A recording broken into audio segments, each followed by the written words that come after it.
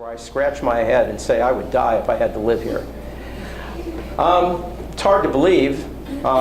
It's not any harder to believe than what the president of Burger King did the other day when he referred to his studies at the University of Warwick in London, and people asked him, was there anything to distract you? He said, well, the food in Britain is pretty horrible, and he said, and the women are pretty ugly.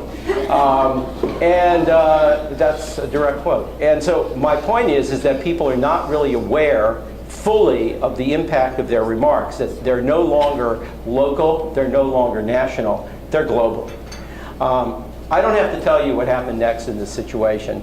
FedEx was all over this guy, and the kicker in the whole thing is that this guy was a vice president in his agency's interactive practice.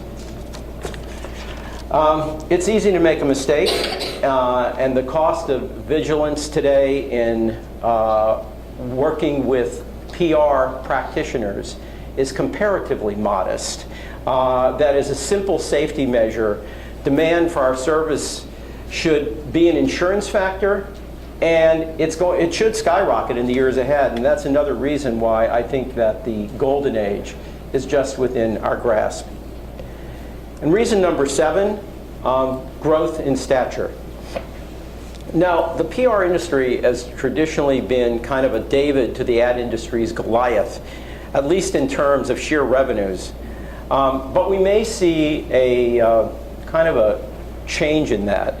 Public relations spending, according to late statistics that I've been able to get, is expected to increase by about 17% by 2016, compared with a 6% rise in spending in advertising during the same time period. Now, trust me, the ad agencies see what's going on here, believe me. And these guys have a lot of money, and they have every intention of spending every single bit of it they can to try to capture this market. So we have to be very assertive here. We have to truly help our companies and our clients to understand that they need all the techniques and channels available to them that we know how to do. Social media, mainstream media, direct marketing, conferences, mobile media, branding, graphic design, and so on and so forth. It's a mix, and this is a mix that public relations must master. And it's worth taking the initiative to remind sometimes our clients of this fact, because a lot of them may not be aware, although there are a lot of clients that are aware of this. But just an example at home is one of our clients had been using an ad agency, and we happened to see, in a meeting we had, they showed us the copy that the ad agency had written for a particular social media situation. And it would have been okay as an ad, but it was totally inappropriate for the web.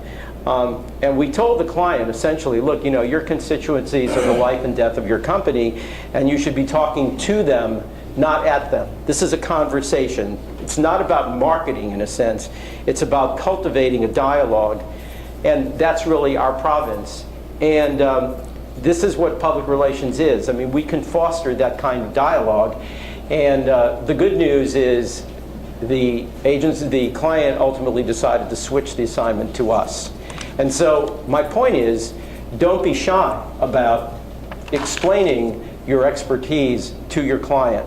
And if you have to limit your choice to only one tool in the marketing mix, in my opinion, today it would be PR, because we do it all. And in the framework of that great global conversation enabled by the internet, I believe we do it better than anyone else. So there you have it, why the golden age is within reach. One world, multiple opportunities, truthiness and the decline of trust, need for message warriors, breathtaking tech breakthroughs, the second coming of TV, the cost of getting PR wrong is greater than ever before, and growth in stature. Now remember, these are ideas. They're my ideas. These are not commandments. These are not law. They're not from any textbook that says you have to do all this, that this stuff will definitely happen. But this is what I see. And for each of us, some of these ideas are going to resonate more than other ideas. But collectively, what they represent for me is a tremendous potential for our business and for each of us here today. To me, the future is ours for the taking. However, as Peanuts philosopher and Charlie Brown's best friend, Linus Van Pelt, once said, there is no heavier burden than a great potential. Many have gone down in flames. There's a lot of great companies whose names we don't see anymore. Woolworth, Polaroid, you see them on the screen, Lehman Brothers, Pan Am, so on and so forth. What could derail us? Well, could software render us obsolete? There was an amazing story literally about a week and a half ago on the front page of the New York Times that said that expensive lawyers may soon be replaced by new e-discovery software that can analyze millions of documents in a fraction of the time and at a fraction of the cost that human lawyers can. It was kind of an amazing story. I don't know if any of you saw it or got that story up here. But it's not just lawyers that are being made redundant. Software is also being used for tasks like computer chip design, loan and mortgage processing, and tax consulting. So I kind of say, who's next? Is it us? Is it PR practitioners? Could software encompass all the skills that PR people acquire over the course of a lifetime? Could it create a SWOT analysis, strengths, weaknesses, opportunities, threats? Could it evaluate all the possible social media channels and rank them in order of importance for that particular client? Could software devise a measurement system, the holy grail of the public relations industry? And gosh, we could use one. Well, that to me is the 800-pound gorilla that could also derail us, because many people today, CCOs, want to walk into the CEO and said, here's the value. This is the proof. And I'm on the board of the Institute of PR, which is a leading measurement organization. And there's all kinds of studies going on right now. One is called return on engagement, and I don't even completely understand how they're trying to calculate it yet. But just at a survey that I looked at, the three communications effectiveness measures in the last year that were most used in measurement were media coverage, favorability or unfavorability, employee satisfaction, employee engagement, and the CEO's gut feel. Hey, I think this really worked, but he or she has no proof. So are there other messages, other measures, I meant to say, that are easier to come by that are out there for PR outcomes? For as long as I've been in this business, it's been looked at and studied. I think that we're confronting it more intensely than ever before, but that could derail us. And another potential stumbling block is human capital. Talent is so important in our business that there won't be a golden age if we don't have the talent to do the work.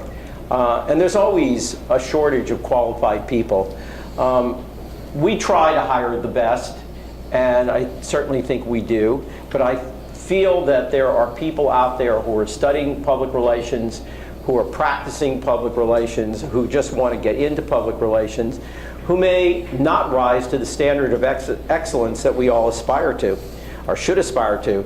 And I also think that salaries in our industry complicate the problem of acquiring the best talent possible. While they've definitely gone up, they're not really as competitive, in my opinion, as they should be. With a 24% rise in PR employment that is predicted by 2018 in the US, which is making it one of the fastest growing fields.